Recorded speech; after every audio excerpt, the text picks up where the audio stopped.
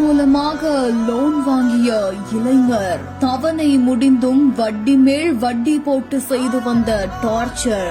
2000 ரூபாய் தவணைக்காக மனைவியின் போட்டோவை மார்பிங் செய்து உறவினர்களுக்கு அனுப்பிய நிறுவனம்.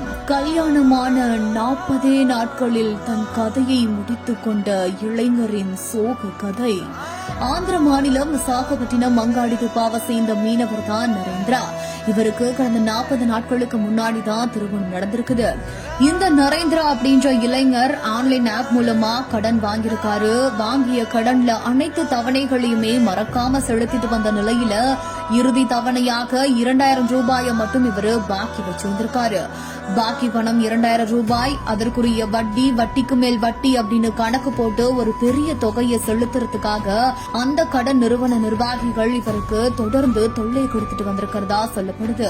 அது மட்டும் இல்லாம நரேந்திரா அந்த காசை செலுத்தாததுனால அவருடைய போட்டோவையும் அவங்களோட புது மனைவியோட போட்டோவையும் மார்பிங் செய்து குடும்பத்தினருக்கும் உறவினர்களுக்கும் அனுப்பி ஒரு கொடூர செயலை செஞ்சிருக்காங்க.